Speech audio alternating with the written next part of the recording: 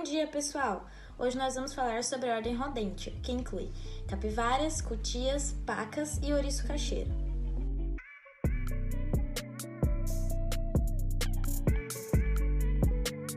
Vamos começar falando das capivaras. O nome científico, Hydrochaeros hydrochaeris. As capivaras são animais grandes e robustos. Podem chegar até 1,3 m de comprimento e podem chegar também até 80 kg. Possuem altura entre 50 e 60 cm na região dos ombros e sua pelagem é densa e áspera. Pode variar em vários tons de marrons também. Possuem pernas curtas, cabeça grande e orelhas pequenas. Além disso, uma coisa bem legal é que eles possuem membranas entre os dedos, as ajudando no nado. A expectativa de vida pode chegar de 12 a 15 anos e são animais herbívoros. Comem capim, grama, ervas e a vegetação aquática. Entre seus predadores estão os grandes felinos, cobras, cachorro do mato e os jacarés. Possuem emissão de gritos roucos e mais curtos e agudos. Sua reprodução pode variar em média de 5 meses e nascem cerca de 3 filhotes. A maturidade sexual varia entre os machos de 15 a 24 meses de idade e as fêmeas de 10 a 12 meses. Em relação à distribuição geográfica, ocorre em quase toda a América do Sul, ao leste dos Andes, desde os países próximos da América Central e a Argentina, ocorrendo em todo o Brasil principalmente. Em relação ao habitat, gostam de viver em água, por isso costumam viver nas margens dos rios, lagos e também em áreas alagáveis e próximas a represas. Em relação à contenção física, o puçá deve ser utilizado e isso varia muito de acordo com o porte do animal, se é filhote, se é um jovem adulto ou até mesmo um adulto. Para facilitar, também são utilizados paredes opacas, uso de lona e corredores de manejo que conduzam os animais a locais com redes estendidas no chão para formar como se fosse uma armadilha mesmo. Depois da contenção, a visão do animal deve ser bloqueada com toalha ou algum outro tipo de pano que impeça que ele tenha algum tipo de estímulo, né? E também nós utilizamos o cambão para a mobilização dos membros ou até mesmo do animal propriamente dito. É importante frisar que todo tipo de contenção tem um risco, então podem ocorrer lesões de pele com certa frequência e por isso deve-se tomar muito cuidado. Em relação aos animais de vida livre, também é importante frisar de que existe todo um estudo por trás disso, um estudo comportamental, principalmente do que o grupo, né, das capivaras, eles gostam de fazer, do que eles se atraem. Então, por isso que na maioria das vezes são utilizadas comidas como iscas para esses animais irem se acostumando até chegar de fato o momento da apreensão propriamente dita. É importante falar também que todo e qualquer procedimento com animais silvestres deve ser realizado por uma equipe que saiba o que está fazendo, então que trabalhem em conjunto, em sintonia. E falando da capivara propriamente dita agora, o ideal é que a contenção seja realizada em horários com temperaturas amenas. Aqui a gente consegue ver uma imagem, então, de uma armadilha, né? Ou a gente pode chamar também de ceva, que é utilizada na captura das capivaras. Então, depois que elas são contidas aí, elas precisam ficar de 6 a 8 horas em jejum para também se ambientalizar ali, entender o que está acontecendo e só depois realizar o manejo delas, então a contenção química e o que tiver que ser feito.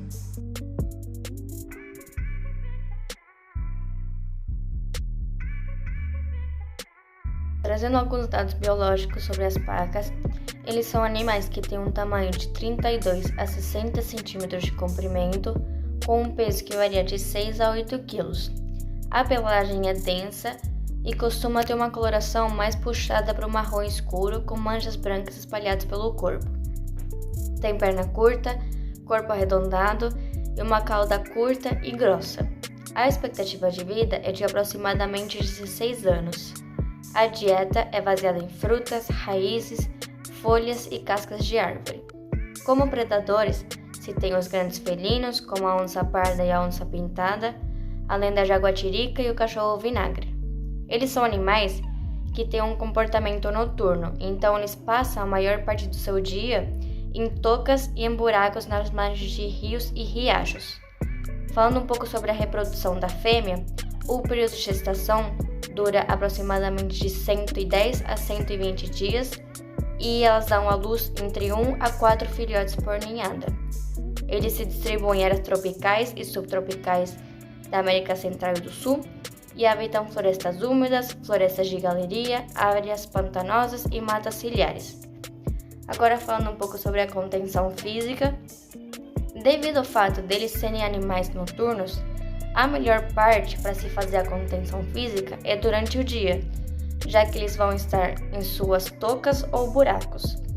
Então se faz a transferência do animal da caixa de ninho para um saco de pano. Isso quer dizer que basicamente você vai fechar o animal, onde ele não vai ter um ponto de fuga, e aí você vai colocar um saco de pano e ele vai ser obrigado a entrar no saco de pano.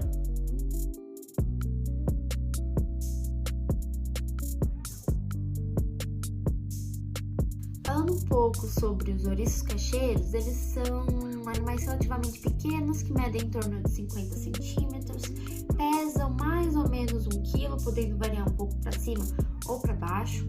A pelagem desses animais varia de acinzentado até amarelado. Eles possuem garras muito fortes que auxiliam eles em escaladas de árvores, manter-se no topo de árvores. Eles possuem também uma cauda prênsil que atua como um quinto membro, ajudando eles a escalar. O corpo desses animais é completamente recoberto de espinhos, que vai desde a cabeça até metade da cauda. E uma coisa muito interessante de se falar é que esses espinhos, ao contrário do que muitas pessoas acham, eles não são lançados, eles são eriçados quando o animal se sente ameaçado. Então, quando aparece um predador ou quando o animal se sente ameaçado por algum motivo, ele vai se curvar a fim de proteger a cabeça e os membros. Então, automaticamente esses espinhos vão se eriçar e se soltar facilmente do corpo do animal. Por isso que é muito fácil a gente encontrar cachorro, né, por exemplo, com a boca cheia desses espinhos, porque quando vai atacar, vai morder, esses espinhos já estão soltos, então para perfurar a pele do animal é muito fácil. A reprodução deles, sobre a reprodução deles, é uma gestação que dura em torno de 70 dias e que dá normalmente apenas um filhote. A distribuição geográfica desses animais é basicamente todo o território brasileiro, com exceção dos estados do Paraná, Santa Catarina e Rio Grande do Sul. São encontrados também na Argentina, Bolívia, Colômbia, Peru e alguns outros países da América Latina. O habitat natural desses animais são florestas tropicais, manguezais e também bosques de até 1.500 metros de altitude. Falando um pouco sobre a contenção física desses animais, ela deve ser realizada pela porção terminal da cauda, onde a pessoa deve segurar, já que é a única porção do corpo desse animal que não apresenta espinhos, e ele deve se manter em um galho como apoio, servindo de apoio para as mãos e os pés desses animais. A gente tem que tomar muito cuidado, porque a capacidade de defesa desse animal é passiva, ou seja, ele não tem a intenção de machucar, mas por ele possuir esses espinhos que se ouriçam facilmente quando se sente ameaçado, a chance de lesão, perfuração por conta desses espinhos é muito fácil. Sobre a contenção química, o ouriço é um animal que desloca sempre para frente para se mover. Então, é possível realizar aplicações, medicações sempre na face ventral da musculatura da coxa.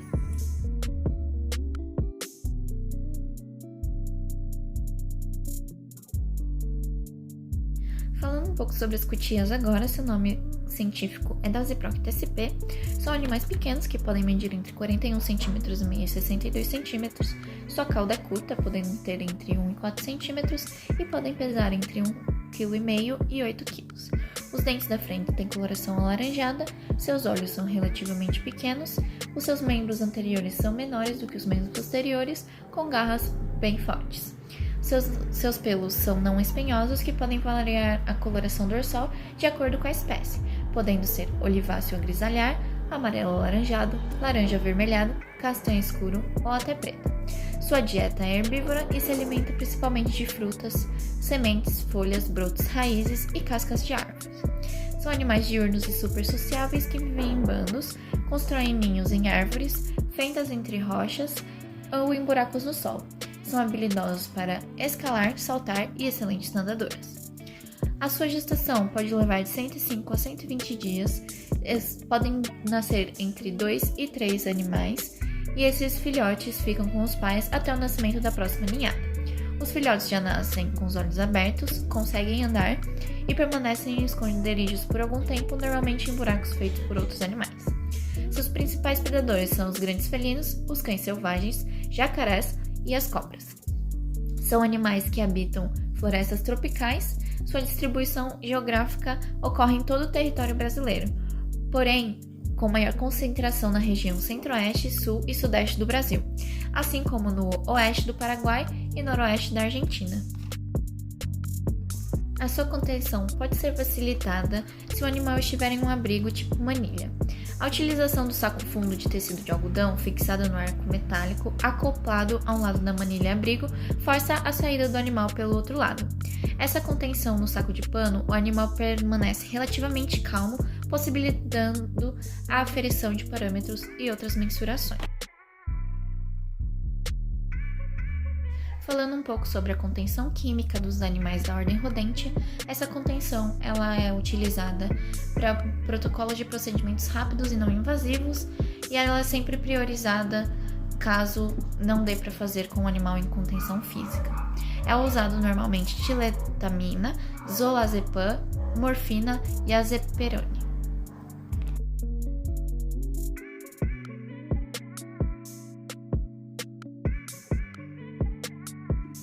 Os animais dessa ordem, eles são possíveis reservatórios de micro-organismos que causam doenças como doença de Chagas, leptospirose e esquistossomose, além de serem comumente infestados por ectoparasitas como ácaros trombiculídeos e carrapatos ixodídeos. Além disso, esses animais eles são suscetíveis a doenças bacterianas, como por exemplo a doença respiratória crônica causada pelo micoplasma, a pneumonia bacteriana causada pelos streptococcus e a dermatite ulcerativa causada pelas bactérias Staphylococcus.